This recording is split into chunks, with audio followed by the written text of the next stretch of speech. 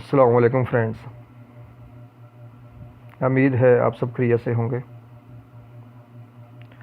तो वीडियो शुरू करने से पहले आप सबसे गुजारिश है कि मेरे चैनल को सब्सक्राइब करें, लाइक करें और अपने फ्रेंड्स से शेयर करें।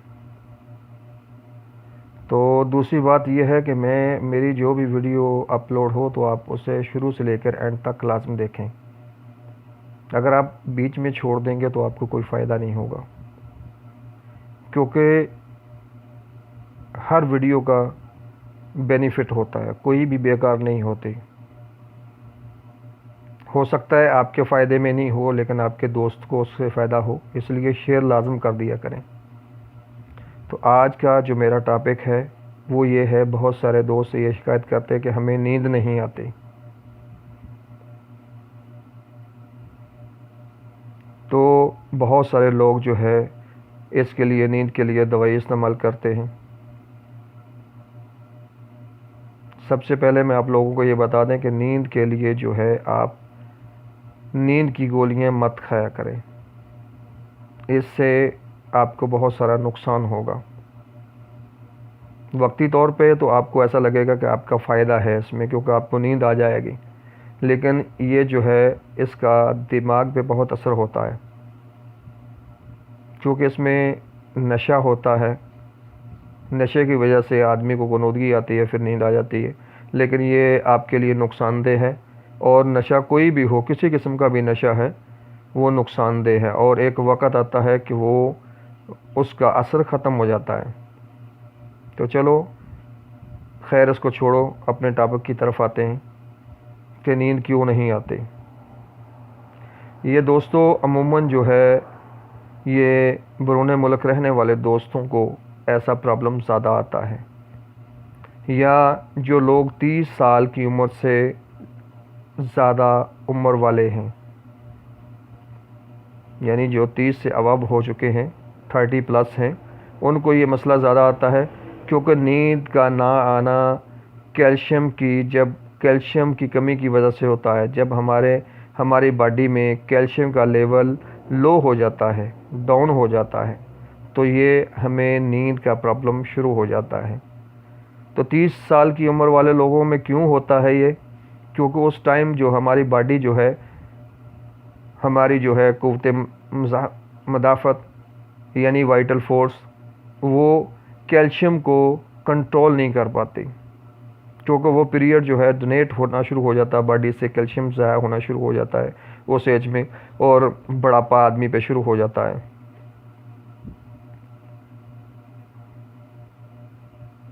ये इसके लिए अगर आप जो है कैल्शियम को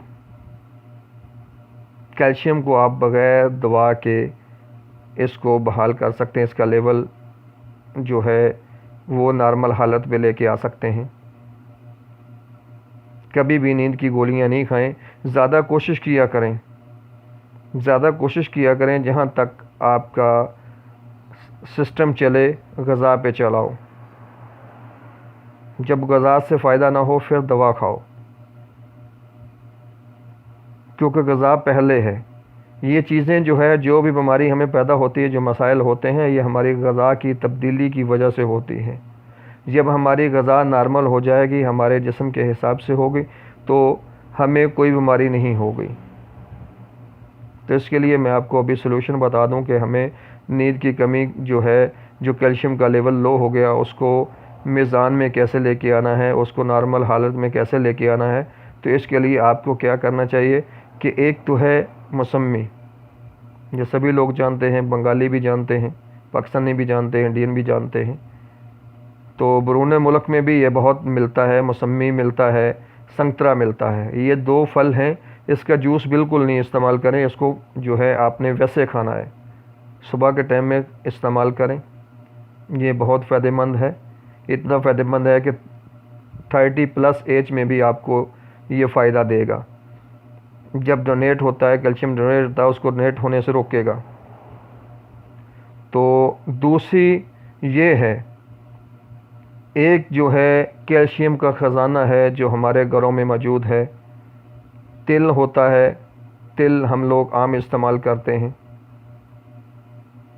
तिल दो किस्म का होता, कोई भी हो, काला हो सफ़ेद हो, उसमें कोई टेंशन नहीं है। ज़ीरा होता है सफ़ेद, हम अपने सालन में इस्तेमाल करते हैं, बड़े शौक़ से इस्तेमाल करते हैं घरों में। तो ये दो चीज़ें जो है आप खाने के बाद, अगर खाने के बाद एक रूटीन बना लें, ज़रूरी नहीं है 3 बार इस्तेमाल करें, आप एक बार भी इस्तेमाल कर लें तो बेहतर है। अगर 3 बार करते हैं तो वो तो फ़ायदा ज़्यादा है, लेकिन अगर एक बार आप इस्तेमाल करते हैं तो वो भी आपको फ़ायदा देगा। इसका आधा चम्मच तिल का और आधा चम्मच ज़ीरे का खाने के बाद इस्तेमाल करें। इंशाल्लाह आपका जो कैल्शियम जो है वो बढ़ेगा और आपको फ़ायदा होगा। कभी, क्योंकि इसमें जो है बहुत ज़्यादा कैल्शियम होता है, ज़ीरे में और तिल में कैल्शियम की मकदार बहुत ज़्यादा होती है। तो जो लोग ये इस्तेमाल करते हैं उनमें कैल्शियम की कमी नहीं आती। तो कोशिश करें इतना भी इस्तेमाल नहीं करें कि इसका लेवल अप हो जाए, अप भी नुकसानदेह है।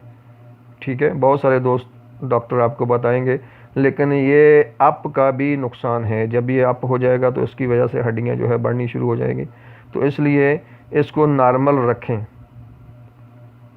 कोई भी चीज़ है उसको अगर आप नागे से इस्तेमाल करेंगे तो आपको फ़ायदा है। अगर आप 7 दिन इस्तेमाल करते हैं कोई चीज़ तो उसमें 3-4 दिन नागा करें, उसके बाद इस्तेमाल करें तो आपको ज़्यादा फ़ायदा आएगा।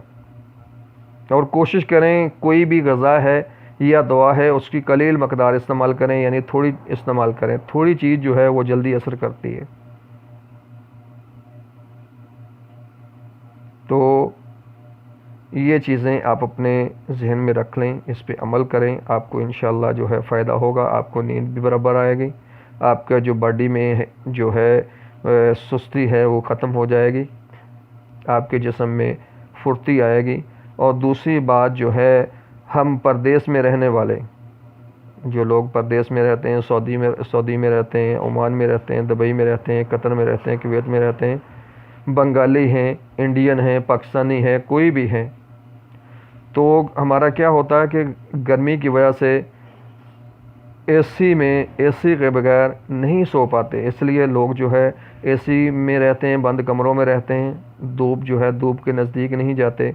धूप के नज़दीक ना जाने की वजह से हमें क्या होता है, अंदर कमरे में रहने की वजह से विटामिन डी की कमी आती है। तो इसको क्या करना, विटामिन डी की कमी को हमने कैसे पूरा करना। अगर विटामिन डी की वजह से भी जो है अपर ग्लैंड जब एक्टिव होंगे तो उसकी वजह से भी कैल्शियम आता है।